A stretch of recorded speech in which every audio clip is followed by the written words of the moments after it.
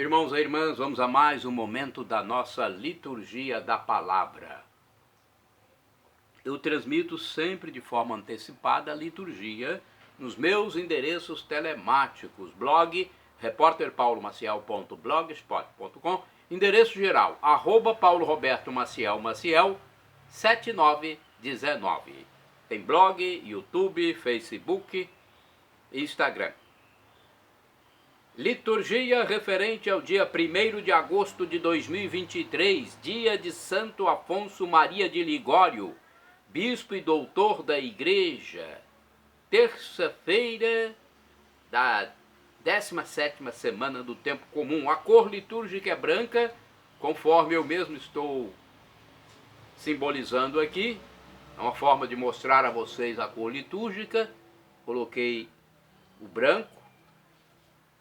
E nós temos, no rito da celebração, o ofício da memória. Olha, a missa em memória de Santo Afonso Maria de Ligório tem que ter uma biografia do santo. Eu vou transmiti-la depois, no final dessa mensagem, né, uma biografia de Santo Afonso Maria de Ligório. Agora nós vamos às leituras. Primeira leitura, leitura do livro do Êxodo, capítulo 33, versículos do 7º ao 11. Capítulo 34, versículos 5b e 28. Naqueles dias Moisés levantou a tenda e armou-a longe, fora do acampamento, e deu-lhe o nome de Tenda da Reunião. Assim, todo aquele que quisesse consultar o Senhor saía para a tenda da reunião, que estava fora do acampamento. Quando Moisés se dirigia para lá, o povo se levantava e ficava de pé à entrada da própria tenda, seguindo Moisés com os olhos até ele entrar. Logo que Moisés entrava na tenda, a coluna de nuvem baixava e ficava parada à entrada, enquanto o Senhor falava com Moisés. Ao ver a coluna de nuvem parada à entrada da tenda, todo o povo se levantava e cada um se prostrava à entrada da própria tenda. O Senhor falava com Moisés face a face, como um homem fala com seu amigo. Depois Moisés voltava para o acampamento, mas o seu jovem ajudante Josué, filho de Num, não se afastava do interior da tenda. Moisés permaneceu diante de Deus, invocando o nome do Senhor. O Senhor passou diante de Moisés, proclamando: O Senhor, Deus misericordioso e clemente, paciente, rico em bondade e fiel, que conserva a misericórdia por 1000 gerações e perdoa culpas, rebeldias e pecados, mas não deixa nada impune, pois castiga a culpa dos pais nos filhos e netos, até a 3ª e 4ª geração. Imediatamente Moisés curvou-se até o chão e, prostrado por terra, disse: Senhor, se é verdade que gozo do teu favor, peço-te, caminha conosco. Embora este seja um povo de cabeça dura, perdoa nossas culpas, nossos pecados e acolhe-nos como propriedade tua. Moisés esteve ali com o Senhor 40 dias e 40 noites, sem comer pão nem beber água, e escreveu nas tábuas as palavras da aliança, os 10 mandamentos. Palavra do Senhor, graças a Deus. Agora vamos ao Salmo responsorial, é o Salmo 102 ou 103, aí vai depender se a Bíblia é a de Jerusalém ou é a Vulgata.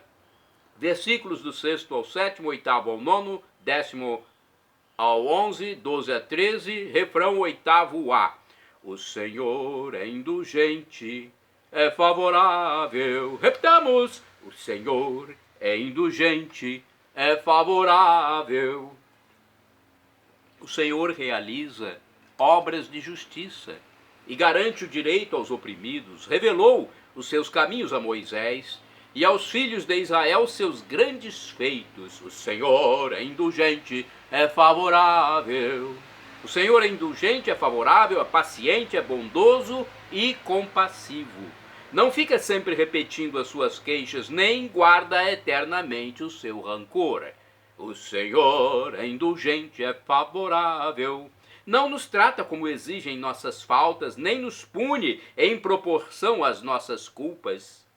Quanto os céus por sobre a terra se elevam, tanto é grande o seu amor aos que o temem. O Senhor é indulgente, é favorável. Quanto dista o nascente do poente, tanto afasta para longe nossos crimes. Como um pai se compadece de seus filhos, o Senhor tem compaixão dos que o temem. O Senhor é indulgente, é favorável. Repitamos: o Senhor é indulgente, é favorável. Agora vamos aclamar o Santo Evangelho e depois proclamá-lo. O Evangelho é o escrito por São Mateus ou São Levi, capítulo 13, versículos do 36 ao 43. Aleluia, aleluia, aleluia, aleluia, aleluia, aleluia, aleluia, aleluia. Os que praticam o mal serão lançados na fornalha de fogo, e ali haverá choro e ranger de dentes. Aleluia, aleluia, aleluia, aleluia, aleluia, aleluia, aleluia, aleluia. O Senhor esteja convosco, Ele está no meio de nós. Proclamação do Evangelho de Jesus Cristo, segundo São Mateus. Glória a vós, Senhor. Pelo sinal da Santa Cruz, livra-nos Deus, nosso Senhor, dos nossos inimigos. Naquele tempo, Jesus deixou as multidões e foi para casa. Seus discípulos aproximaram-se dele e disseram: explica-nos a parábola do joio. Jesus respondeu: aquele que semeia boa semente é o Filho do Homem. O campo é o mundo. A boa semente são os que pertencem ao reino. O joio são os que pertencem ao maligno. O inimigo que semeou o joio é o diabo. A colheita é o fim dos tempos. Os ceifadores são os anjos. Como o joio é recolhido e queimado ao fogo, assim também acontecerá no fim dos tempos. O Filho do Homem enviará os seus anjos e eles retirarão do seu reino todos os que fazem outros pecar e os que praticam o mal. E depois os lançarão na fornalha de fogo. Ali haverá choro e ranger de dentes. Então os justos brilharão como o sol no reino de seu Pai. Quem tem ouvidos, ouça. Palavra do Senhor, palavra da salvação.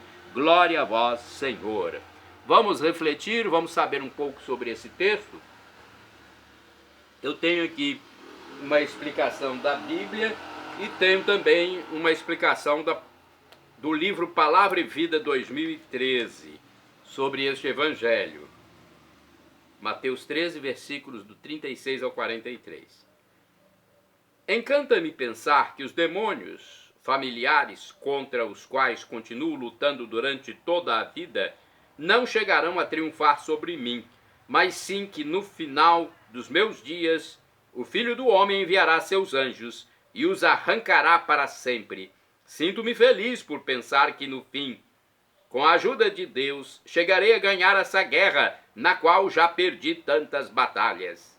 E não só eu, mas também os meus, as pessoas que amo e toda a humanidade que sofre, para que esses demônios sejam expulsos de nossa cabeça, do nosso interior e sejamos verdadeiramente livres. Olha a reflexão do livro Palavra e Vida 2013. Diferente essa reflexão, na primeira pessoa. Agora vamos aqui na Bíblia Pastoral, edição pastoral da Paulo. Deixa eu ver o ano.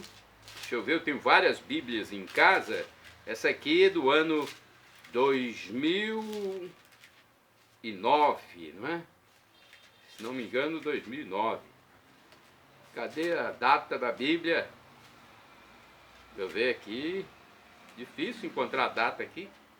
1990, ok? A explicação aqui é a seguinte. A parábola é a alegoria que apresenta a dinâmica do reino de Deus na história. Jesus instaurou o reino dentro da história, e esta é feita pela ação de bons e maus. A vinda do reino, porém, entra em luta contra o espírito do mal e conduz os justos à vitória final.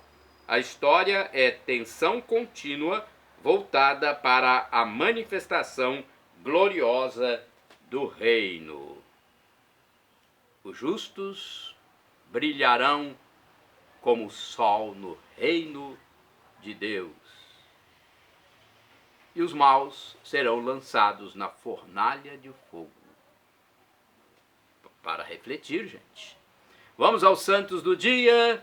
Vamos lá, o santo principal, em que haverá missa em sua memória, é Santo Afonso Maria de Ligório. Ele é comemorado, então, em 1º de agosto. Ele foi bispo e doutor da igreja e faleceu em 1787 em Pagani, na Itália. Foi fundador da Congregação do Santíssimo Redentor, a Congregação dos Redentoristas. É apóstolo do culto à Eucaristia e à Santíssima Virgem. Pregador cheio de zelo pela salvação. Pregador cheio de zelo pela salvação das almas, lógico. Foi um grande escritor também, é insigne mestre da moral. Também compôs belíssimas canções. Vamos um pouquinho da história dele. Santo Afonso Maria de Ligório. O primogênito de Ana Cavalieri e Giuseppe de Ligório nasceu em 27 de setembro de 1696 em Marianella, casa de campo da família, nas proximidades de Nápoles, na Itália. Por haver sido consagrado de modo especial à Santíssima Virgem, recebeu o nome de Afonso Maria. Antes de completar 14 anos, começou a estudar Direito e aos 16 já havia penetrado de tal modo no intrincado universo das leis napolitanas que lhe foi permitido, por especial concessão, fazer o seu exame de doutorado em tão jovem idade. Por mais de uma década, dedicou-se à prática da advocacia.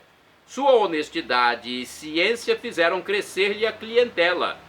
Muito enaltecido por jamais ter perdido uma causa, os louvores de Deus não lhe saíram da cabeça, no entanto. Ao perder uma causa e ver injustiça, o ilustre advogado percebeu a fragilidade da justiça humana e o vazio das promessas do mundo. Era o que faltava para pôr definitivamente em prática as resoluções tomadas. Deu adeus aos tribunais. Passou a levar uma vida dedicada à oração e leituras piedosas. E continuou visitando enfermos do Hospital dos Incuráveis. Obrigação assumida desde a mocidade, quando ingressara na Irmandade de Jovens Nobres do Oratório de São Felipe Neri. Apesar da forte oposição paterna, em outubro de 1723, foi admitido no seminário diocesano, onde, sendo já douto em tantas disciplinas, dedicou-se com especial empenho aos estudos da teologia. Foi ordenado presbítero, ou seja, sacerdote, em 21 de dezembro de 1726. 3 anos depois, hein? Paulatinamente foi adquirindo experiência como confessor. A Congregação do Santíssimo Redentor nasceria em 9 de novembro de 1732, com a missão de seguir Jesus Cristo através dos povoados e das aldeias, pregando o Evangelho por meio de missões e aulas de catecismo. O nonagenário Santo Afonso entregou serenamente sua alma a Deus à hora do Ângelus, do dia 1º de agosto de 1787. Santo do dia 1º de agosto é Santo Etevoldo, um santo que eu não havia ainda escutado esse nome. Santo Etevoldo, santo do dia 1º de agosto. Foi bispo, faleceu em 984, discípulo de São Dustão, da Cantuária e bispo de Winchester, compilou a Concórdia Regular para a restauração da observância monástica na Inglaterra. Santo do dia 1º de agosto, São Pedro Fabro, presbítero, faleceu em 1546. Foi discípulo de Santo Inácio de Loyola, que participou da fundação da Companhia de Jesus. Morreu em Roma quando se dirigia para o Concílio de Trento. Santo do dia 1º de agosto é São Bernardo Vulvanduê. São Bernardo foi presbítero e mártir. Faleceu em 1838 no Vietnã. Era sacerdote dominicano quando foi decapitado naquele país da Ásia. Foi decapitado, cortaram-lhe a cabeça pelo pescoço. Puxa vida, no Vietnã. Santo do dia 1º de agosto, Beato Tomás Welborn, mártir, faleceu em 1605, foi professor leigo, enforcado em Nova York. Olha, gente, como os nossos mártires sofreram, enforcado em em York. Professor leigo enforcado em York, durante o reinado de Jaime I na Inglaterra. E por que ele foi enforcado nessa localidade inglesa? Porque ele incentivava a fidelidade ao Papa entre os seus alunos. Puxa vida. Santo do dia 1º de agosto, Beato Bem-vindo de Miguel Arrarau, presbítero e mártir, faleceu em 1936. Foi religioso dos terciários capuchinhos da Virgem Dolorosa, barbaramente assassinado em Madrid, na Espanha, durante a Guerra Civil Espanhola. Beato Bem-vindo de Miguel Arrarau. Santo do dia 1º de agosto, Beato Alexio ou Alexis Sobaszek, presbítero e mártir, faleceu em 1942. Foi diretor dos estudos de filosofia e teologia da Universidade de Poznań, na Polônia, porque continuou exercendo seu ministério após a invasão dos alemães. Foi enviado ao campo de Dachau. Santa do dia 1º de agosto, Beata Maria Estela do Santíssimo Sacramento. Beata Maria Estela foi virgem e mártir, faleceu em 1943. Superiora do convento das Irmãs da Congregação Sagrada Família de Nazaré, em Novogrodek, Bielorrússia, foi fuzilada junto com outras 10 freiras da comunidade. Puxa vida, hein? Muitos santos mártires. Shalom Adonai é uma expressão hebraica que significa a paz de Deus. El Shaddai significa Deus onipotente, Deus todo-poderoso. Ele proverá, ele providenciará aquilo que você deseja, se for para o seu bem. O professor e escritor de mais de 100 livros da Igreja Católica Apostólica Romana, Felipe Rinaldo Queiroz de Aquino, que tem um canal na internet onde responde as nossas dúvidas diariamente, disse numa dessas respostas que Deus pode nos dar uma dessas 3 respostas. Sim, não ou espere. Então o que for melhor, Deus fará para cada um que está pedindo, orando, suplicando. E agora eu clamo do aramaico Maranatá, com a tônica na última sílaba, como dizemos nós católicos, ou Maranata, com a tônica na penúltima sílaba, como dizem nossos irmãos separados, os evangélicos ou protestantes. Não importa a pronúncia, o significado é o mesmo. Vinde, Senhor Jesus. Um dia ele vai voltar e será o juízo final, a parousia. Muitos irão para o céu e muitos serão banidos da presença de Deus. Serão banidos porque eles próprios não quiseram Deus. Então Deus não obriga ninguém a fazer nada. Se você passa por aqui, onde tem prazo de validade aqui na Terra, e não quer Deus, Deus não vai obrigar você a aceitá-lo. Então você está se banindo da presença de Deus na eternidade depois desta passagem efêmera. São Paulo já disse, quem for para o céu vai ter algo inefável. Não dá para descrever.